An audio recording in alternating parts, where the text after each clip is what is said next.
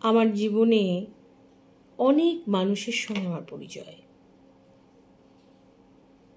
অনেক অনেক মানুষের সঙ্গে পার্সোনালি আমি কথা বলেছি এবং আমি যতটা আমার জীবন থেকে শিখেছি, যতটা আমার অভিজ্ঞতা হয়েছে, সেই অভিজ্ঞতা থেকে আমার কিছু সিদ্ধান্ত হয়ে গেছে। সেই সিদ্ধান্তগুলোই আমি তোমাদের ভালো থাকার জন্য, তোমাদের জন্য আমি তোমাদের সামনে উপস্থাপনা করি।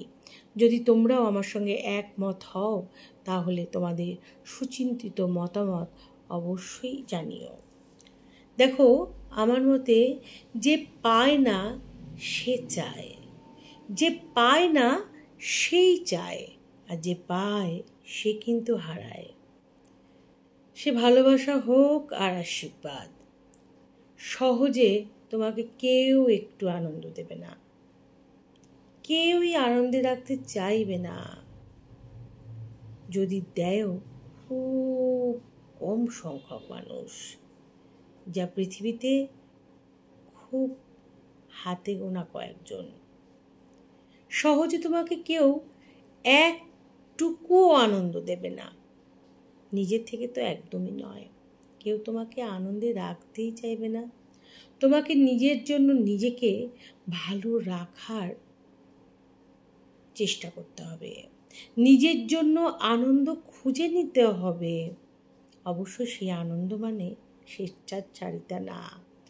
আর যদি সবাইকে আনন্দে রাখতে পারো, আর যাদের কথা কেউ ভাবে না, ধরো কেউ ভাবে না, তবে দেখবে তাদেরকে যদি তুমি কখনো আনন্দে রাখতে পারো না, তাহলে বা একটু আনন্দও যদি তাদেরকে তুমি দিতে পারো, তোমার ভিতরে না তুমি এক অপূর্ব শান্তি পাবে। বিশ্বাস করো, করে দেখো। আমার কথাটা একটু গভীরভাবে ভেবে দেখো। তবে একটা কথা, তাদের থেকে কখনোই ভালো ব্যবহার আশা করো না। তুমি যে তাদের জন্য করেছো, তাদের যে হাসি মুখগুলো দেখেছো, তার থেকে কিন্তু ভালো ব্যবহারটা তুমি কখনোই আশা করতে পারো না। কারণ এটা ভেবে এগোনোই ভালো যে কেউ ভালো থাকলে তোমার কথা সে মনে রাখবে না, নাও রাখতে পারে।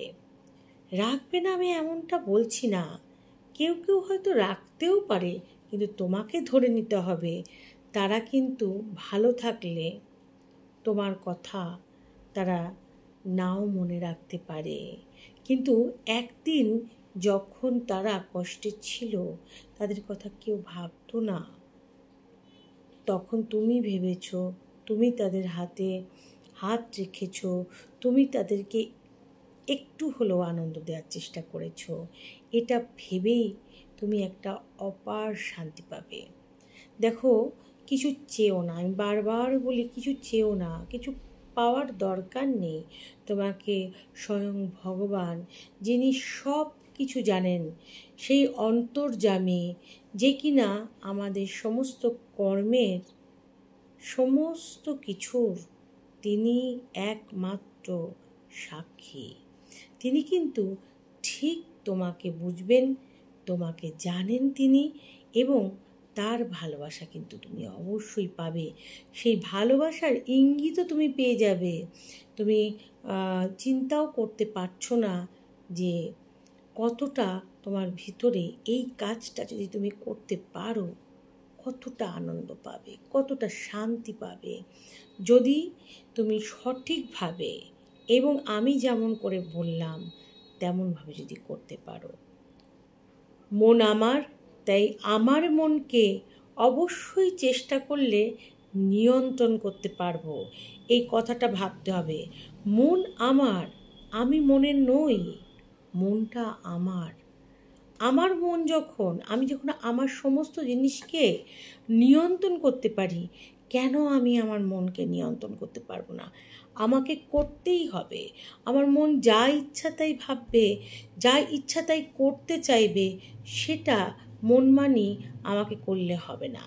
অতএব আমার মনকে অবশ্যই আমার যেহেতু তাই তাকে কন্ট্রোল আমাকেই করতে হবে, অর্থাৎ তাকে নিয়ন্ত্রণ আমাকেই করতে হবে।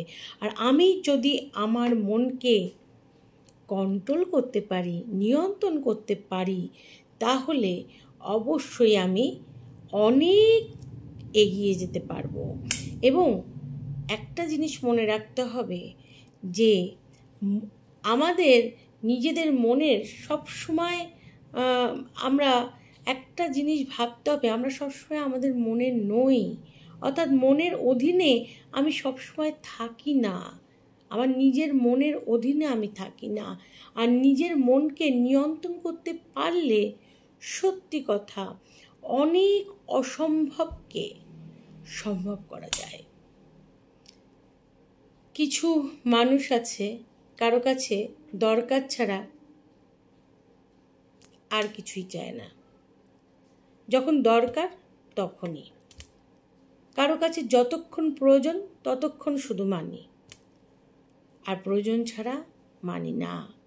যতক্ষণ দরকার ততক্ষণ তোমার সঙ্গে সম্পর্ক আছে, আর তাছাড়া তোমাকে সে চেনে না। তো বোঝো, এমনও অনেক মানুষ আছে তোমাদের আশেপাশে, নিশ্চয়ই এরকম অনেক মানুষ আছে। আর আমি তো বলবো যে এই সমস্ত মানুষ যারা আছেন তারা নিজেরাই অনেক দুঃখী। কেন? তারা এতটা স্বার্থপর না, তারা নিজেরাই শান্তি পান না। একবার আমার কথা শুনে স্বার্থপর হও, কিন্তু অন্যরকমভাবে।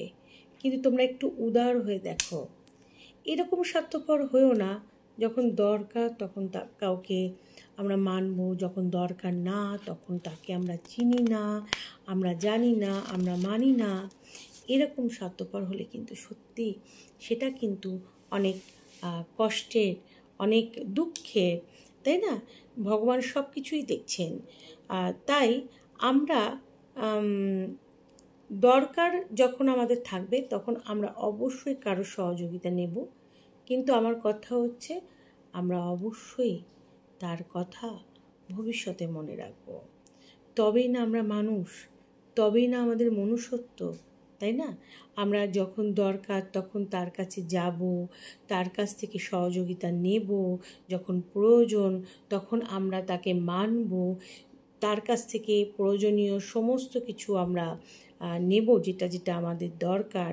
এবং যদি যেটুকুনি আমরা পারবো তার কাছ থেকে আমরা সহযোগিতা, সাহায্য নেব।